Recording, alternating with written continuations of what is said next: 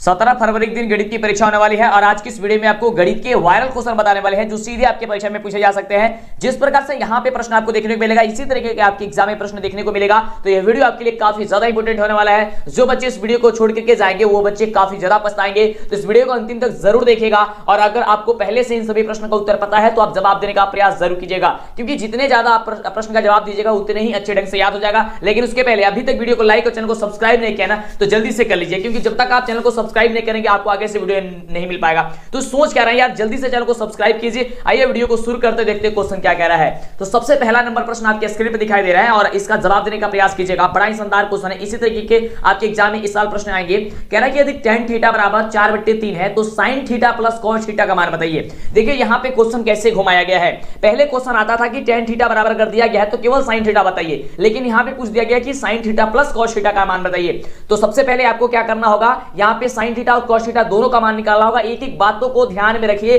अगर आप कुछ भी नहीं पढ़े हैं कोई दिक्कत नहीं है, सारे बातों को ध्यान से समझिएगा तो दिक्कत नहीं होगी।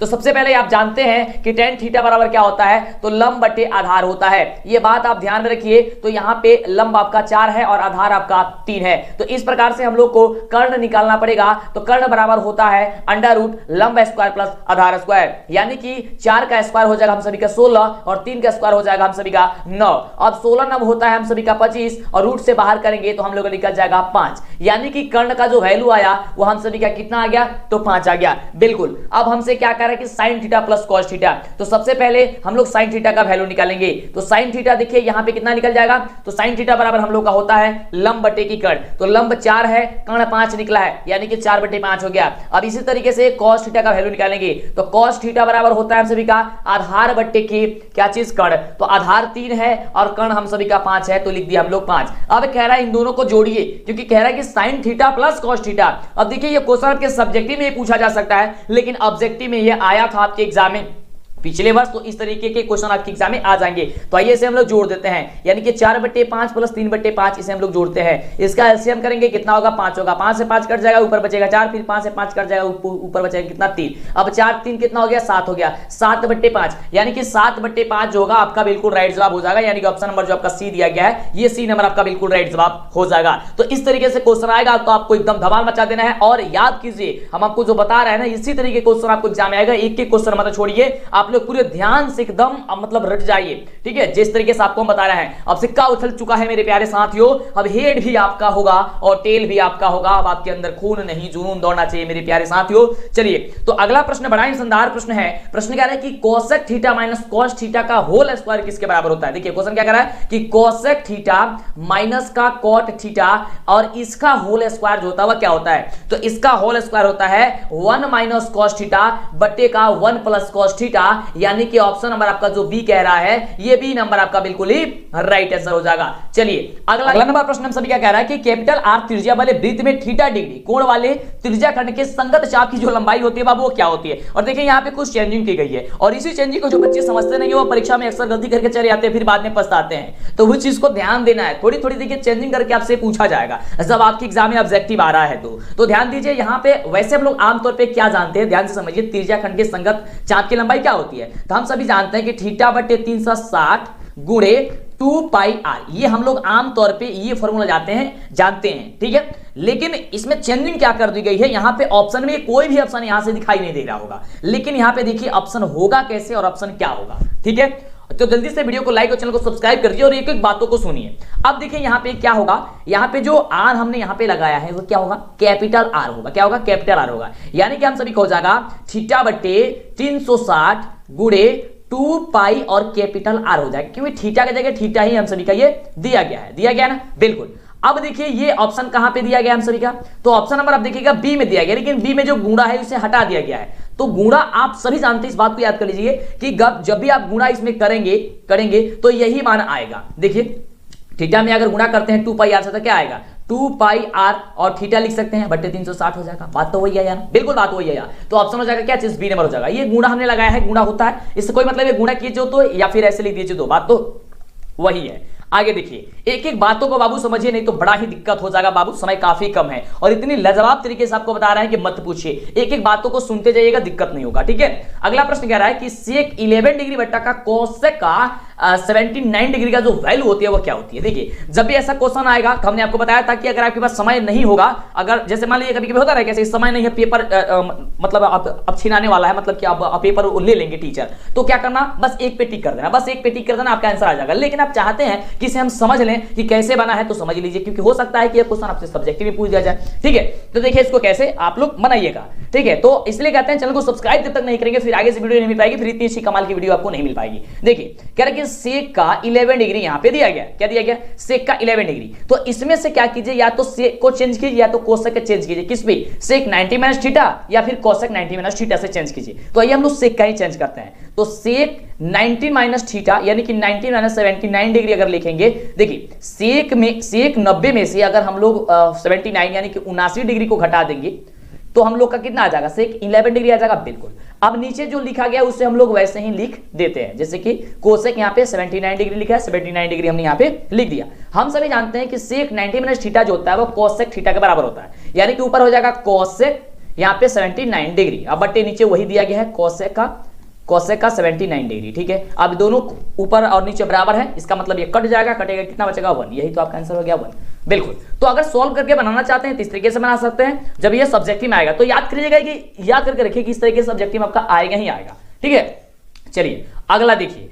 अगला प्रश्न बड़ा ही इंटरेस्टिंग टॉपिक है, ये क्वेश्चन है, कह रहा है कि एक पहिए का जो व्यास है, व्यास ध्यान समझिएगा, यानी कि मान लीजिए इस प्रकार से एक पहिया रहता है, पहले सारी चीजें आपको समझा देते हैं। ठीक है, देखिए ध्यान से, जिससे कि आपको दिक्कत ना हो।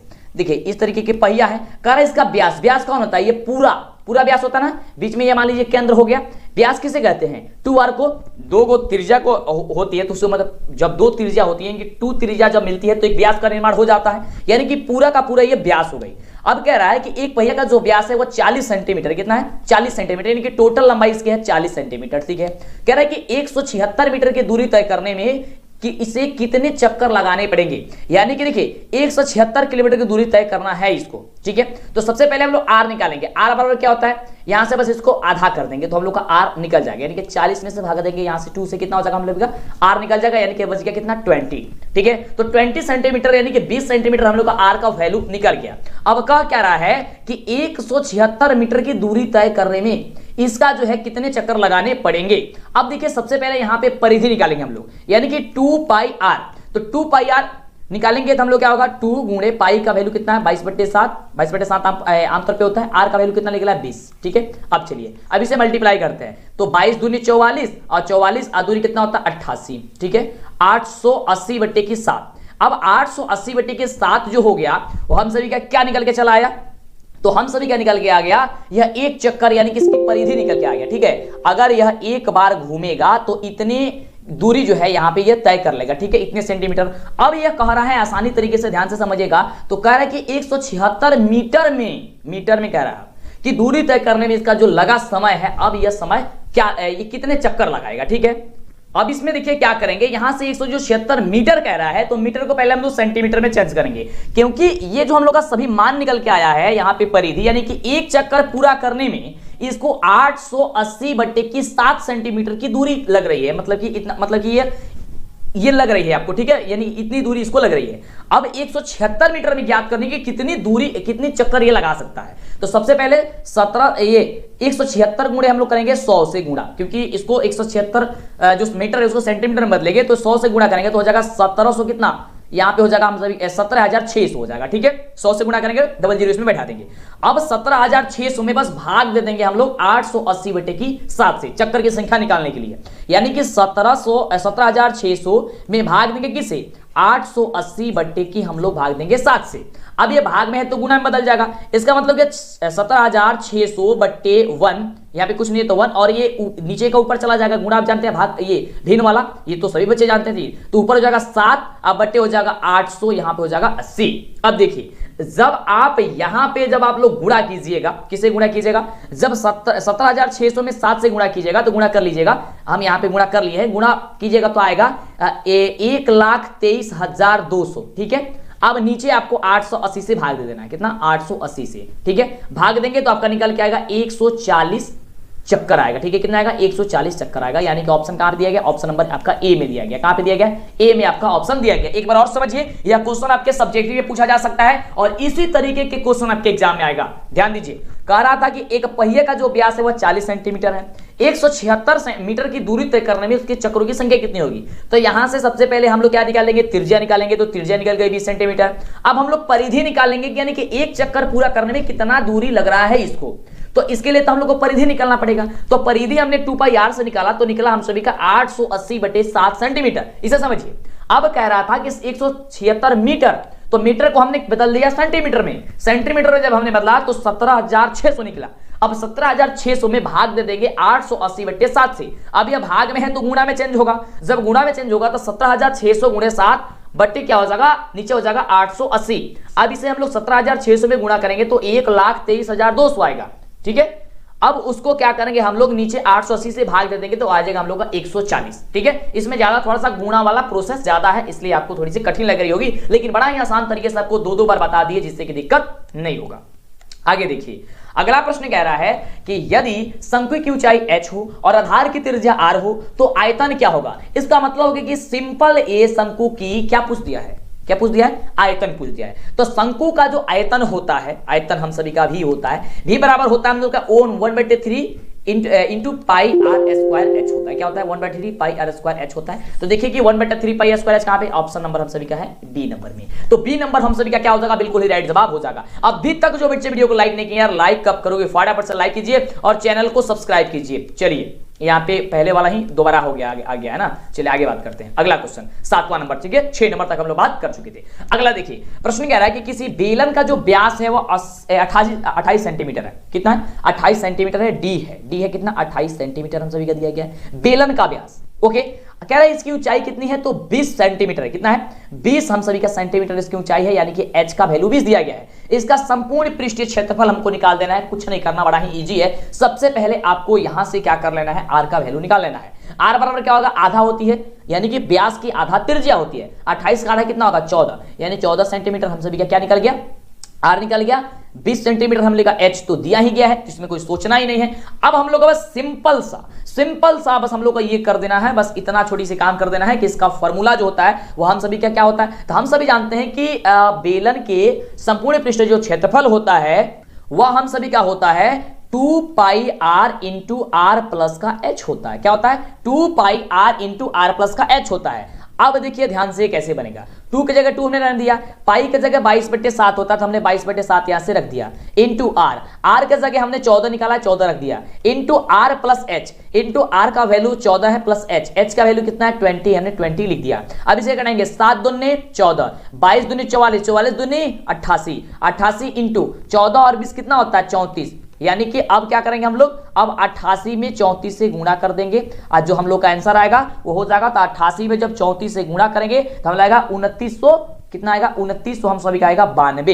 ठीक है, तो 2992 सेंटीमीटर स्क्वायर हो जाएगा। तो देखिए 2992 सेंटीमीटर कहां है, बिल्कुल बाबू ऑप्शन नंबर बी में है। तो आपका ऑप्शन नंबर बी जो होगा बिल्कुल ही करेक्ट उत्तर होकर के चलाएगा। यहां से देखिए, जब इस तरीके से पढ़िएगा तो 2 तरीके की फायदा होगी आपको, एक तो आपका ऑब्जेक्टिव क्लियर, दूसरा आपका सब्जेक्टिव क्लियर। ठीक है, तो इस तरीके पूरे तोड़ के आपको समझा रहे हैं। ठीक है, अब से काम चल चुका है मेरे प्यारे साथियों, हेड भी आपका होगा और टेल भी आपका होगा। अभी तक वीडियो को लाइक नहीं किया तो लाइक कब कीजिएगा, फटाफट से लाइक कीजिए, जिससे मोटिवेट हो और आपके लिए कमाल की वीडियो लेकर के आते रहे। तो अगला नंबर प्रश्न हम सभी का कह रहा है कि यदि किसी गोले की त्रिज्या 3 गुनी हो जाती है तो उसका आयतन क्या होगा। अब देखिए ध्यान से, पहले तो आप ये पता कीजिए कि गोले का आयतन क्या होता है, v बराबर, तो v बराबर होता है 4/3 इंटू पाई आर होती है, कितना क्यूब होती है। कह रहा है कि अगर r की वैल्यू कितनी हो जाए, 3 गुनी हो जाए, तो 3 गुनी होगी, इसके r के मतलब 3 गुना हो जाएगा। तो केवल r ही देखिए 4/3 पाई जो होगा ये तो खत्म हो जाएगा, केवल r का क्यूब कर दीजिए, बस सिंपल आप कर दीजिए यहाँ पे। तो 3 का क्यूब कीजिए, 3 का क्यूब कितना होता है, 3 गुने 3 गुने 3, 3 3 9 9 27 आपका आंसर हो जाएगा। ऑप्शन नंबर कहाँ पे दिया गया,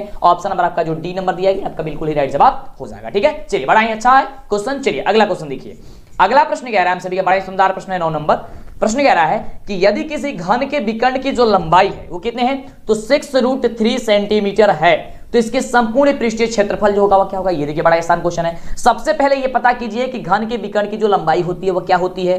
तो हम सभी जानते हैं कि √3 गुणे भुजा होता है, यानी कि √3 गुणे होता है हम सभी का भुजा, भुजा का मतलब a। ठीक है, चलिए यहाँ पे लिख देते हैं भुजा, यहाँ पे हो गया a। अब देखिए यहां से √3 से √3 कट जाएगा, यानी कि भुजा बराबर हम सभी का आंसर कितना आ जाएगा, तो 6 आ जाएगा। यानी कि a का वैल्यू हम सभी का कितना ले गया, 6 निकल गया।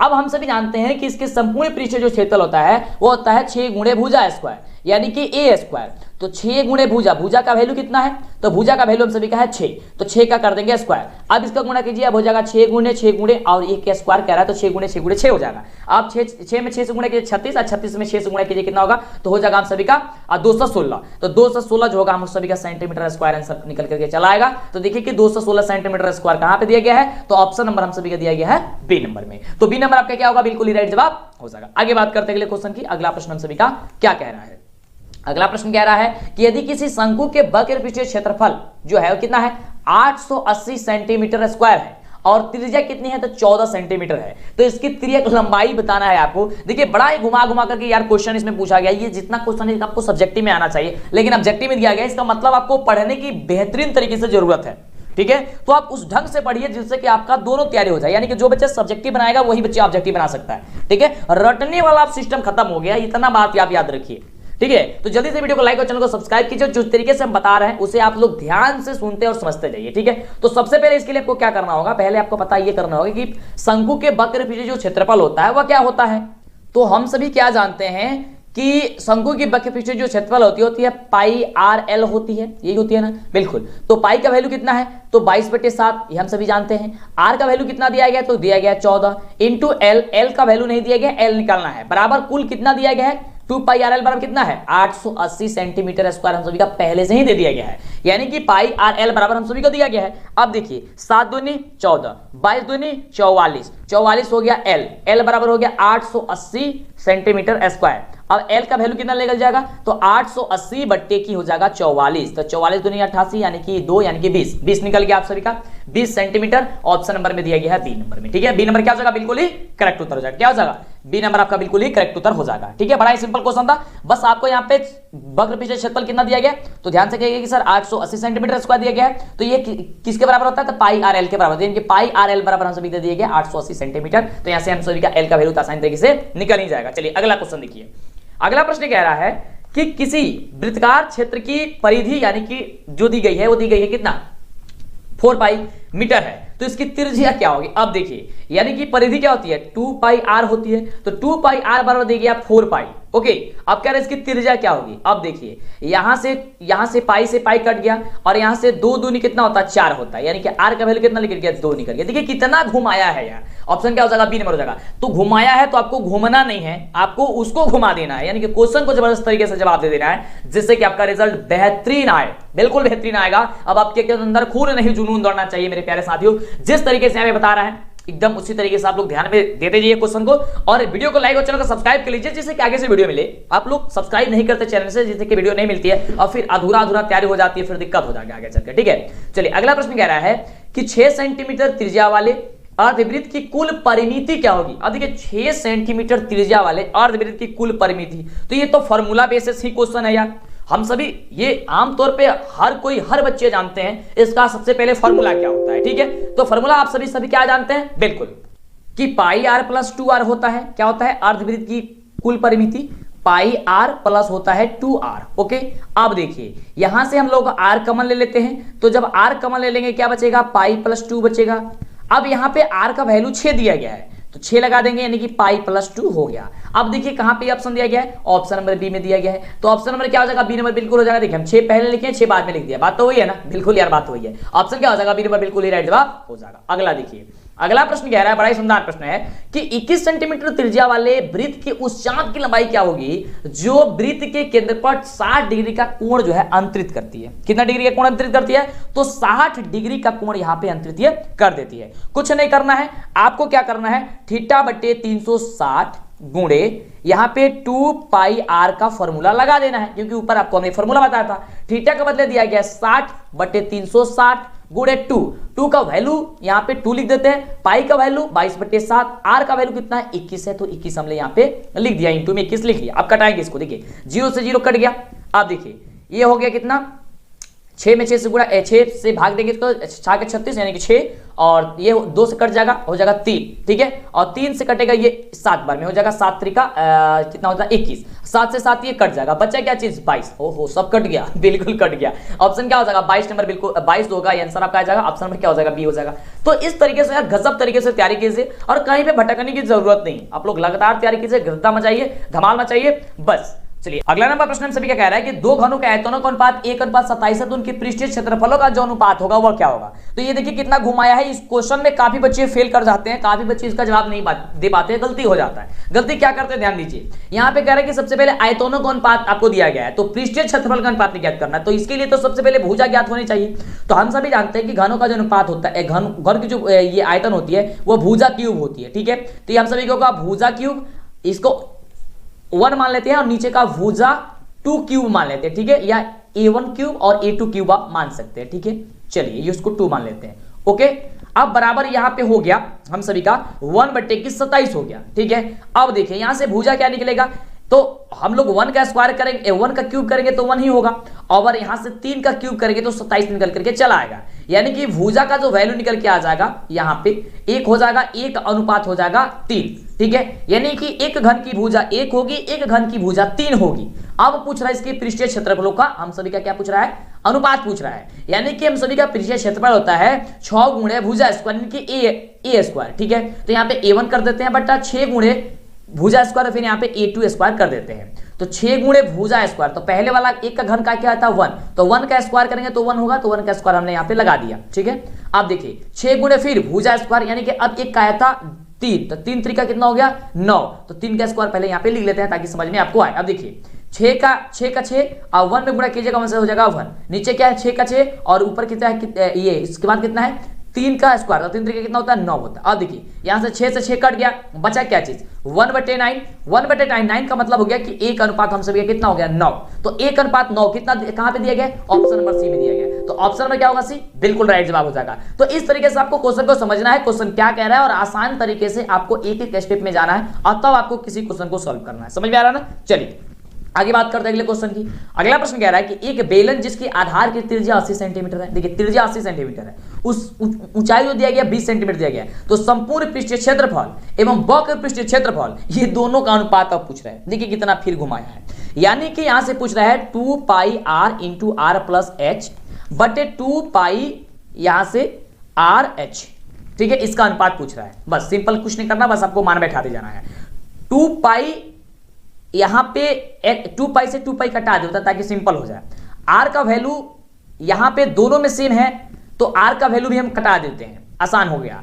अब बच गया केवल आर प्लस एच, तो आर प्लस एच, आर का वैल्यू कितना 80 और प्लस 20, अब बटा नीचे केवल एच, एच का वैल्यू कितना है 20 है, कितना है नीचे 20 है। अब 80 20 कितना हो गया 100, और 100/20 कितना हो गया जी 5, 100 में 20 से भाग दिया 5, यानी कि आपका हो गया कितना 20/25 होता है ना, बिल्कुल 5, यानी कि 5 अनुपात नीचे 1, यानी कि 5/1 तो 5:1, तो 5:1 कहां पे देगा, ऑप्शन में डी में दिया गया, ऑप्शन में क्या होगा डी, बिल्कुल सही जवाब हो गया। बिल्कुल यार देखिए अगर हम मान रखते हैं सॉल्व करते तो बड़ा समय लग जाएगा, जब इसमें भी वही त्रिज्या है और इसमें भी वही ऊंचाई है तो हम आर से आर काट देते हैं, लेकिन यहां पे ऊंचाई नहीं काटेंगे क्योंकि यहां पे हम लोग का ऊपर क्या दिया गया आर प्लस एच है, तो प्लस वाला थोड़ी ना कट जाता है, नहीं कटता है वो, तो उसको रहने देंगे। 2 पाई ऊपर भी है 2 पाई नीचे भी, तो कटिए जाएगा, तो हम सब आंसर आसान तरीके से निकल कर चला है। चलिए आगे बात करते हैं। अभी तक वीडियो को लाइक और चैनल को सब्सक्राइब नहीं किया फटाफट से कीजिए, सोचिए मत समझिए मत, फटाफट से चैनल को सब्सक्राइब कर लीजिए। अगला देखिए क्वेश्चन, अगला प्रश्न कह रहा है कि 8, 7, 12, 10, 15,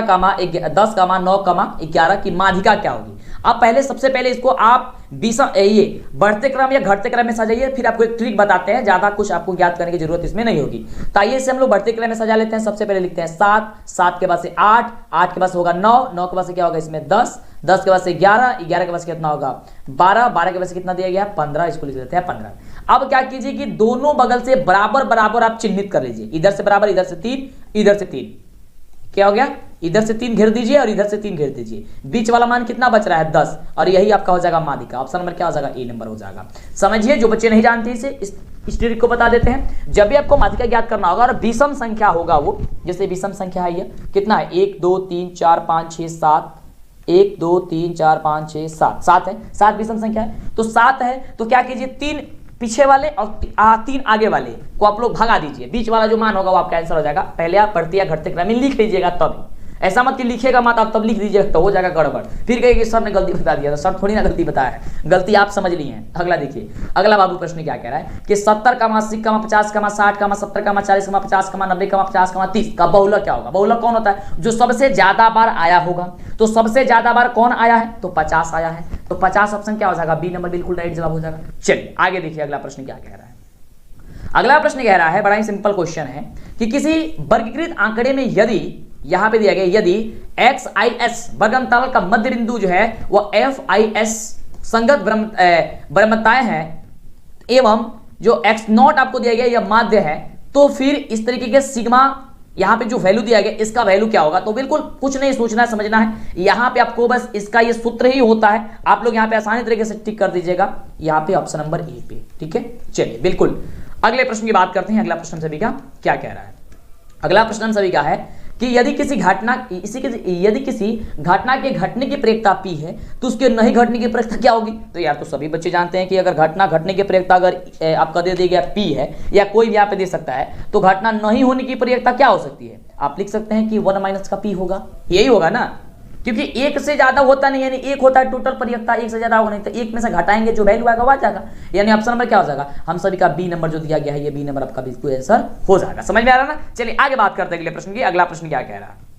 अगला प्रश्न हम सभी क्या कह रहा है कि 2 पासों को एक साथ फेंका जाता है तो दोनों पर 5 आने की जो संख्या होगी वो क्या होगी। देखिए दोनों पासों को, तब 2 पासों को हम लोग फेंकेंगे तो परिणामों की संख्या कितनी होगी, तो 36 होगी। कितनी होगी, 36 होगी। आज जब परिणामों की संख्या मतलब 36 हो जाएगी तो हम सभी का दोनों में सेम 5 आने की संख्या कितनी होगी, तो हम सभी को 11, तो 11 बट्टा हो जाएगा 36। तो देखिए तो 11 बट्टा 36 कहीं पे दिया गया, नहीं दिया गया, इसका मतलब क्या हो जाएगा, इनमें से कोई नहीं। क्या होगा, इनमें से कोई नहीं, ऑप्शन हो जाएगा यहाँ से डी नंबर। अगले प्रश्न की बात करते हैं। अगला प्रश्न हम सभी क्या कह रहा है कि यदि बहुपद समीकरण, यदि द्विघात बहुपद समीकरण ax² + bx + c = 0 के मूल हो अल्फा और बीटा हो तो अल्फा प्लस बीटा का वैल्यू क्या होता है। अरे यार तो सबको जानते हैं, तो सर फॉर्मूला हो गया अल्फा प्लस बीटा बराबर होता है -b/a। तो -b/a कहाँ पे देगा, ऑप्शन नंबर ए में दिया गया है, तो आपका ऑप्शन नंबर जो ए होगा वो बिल्कुल ही राइट जवाब हो जाएगा। चलिए आगे बात करते हैं अगले प्रश्न की। अगला प्रश्न हम सभी क्या कह रहा है। तो अगला नंबर प्रश्न हम सभी क्या कह रहा है कि यदि समीकरण 3x² - 10x + 3 = 0 का एक मूल अगर 1/3 दिया गया तो दूसरा मूल ज्ञात कर दीजिए। अब ध्यान से देखिए, आप सभी जानते हैं कि यहाँ पे अल्फा का वैल्यू दे दिया गया है, यानी कि एक मूल दे दिया गया तो 1/3 दिया गया है। तो हम सभी जानते हैं कि अल्फा इंटू बीटा बराबर होता है c/a। तो अल्फा इंटू बीटा बराबर कितना हो जाएगा, c/a। तो c का वैल्यू कितना देगा 3/3, यानी कि बच जाएगा क्या चीज 1, यानी कि अल्फा इंटू बीटा बराबर हो गया यहाँ से 1।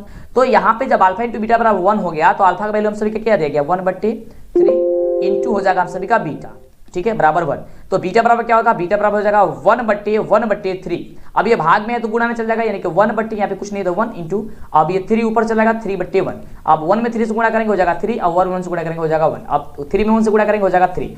ऑप्शन कहां पे दिया गया है, ऑप्शन में दिया गया डी में। तो क्या हो जाएगा, डी नंबर आपका बिल्कुल ही 22 नंबर का क्वेश्चन का जवाब हो जाएगा क्या चीज, डी नंबर आपका बिल्कुल ही राइट जवाब। चलिए आगे बात करते हैं अगले प्रश्न की। अगला प्रश्न क्या कह रहा है। तो अगला प्रश्न ये रहा आपके स्क्रीन पे, काफी लाजवाब क्वेश्चन। और अभी तक आप हमारा ऐप नहीं इंस्टॉल किया, वीडियो को लाइक नहीं किया, चैनल को सब्सक्राइब नहीं किया तो जल्दी से कर लीजिए। ऐप का लिंक नीचे डिस्क्रिप्शन में दिया गया है, या आप प्ले स्टोर पर जाकर के सर्च कीजिए DLS एजुकेशन ऑफिशियल। अभी जाकर के प्ले स्टोर पर सर्च कीजिए DLS एजुकेशन ऑफिशियल और ऐप को इंस्टॉल कर लीजिए फटाफट से।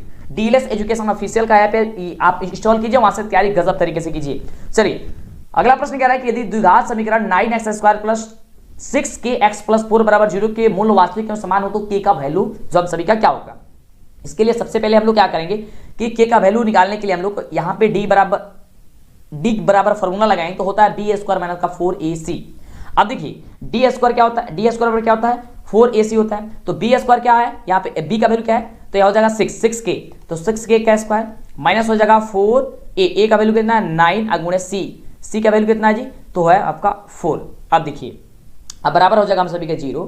चलिए क्योंकि मूल वास्तविक क्या कह रहा है, समान कह रहा है, तो 6 के 36 k स्क्वायर माइनस का हो जाएगा 9 चौका 36, ठीक है 36 और उसके हो जाएगा 4, तो हो जाएगा 36 चौके कितना 36 चौके कितना 144, ये होता ना। चलिए बराबर हो जाएगा 0।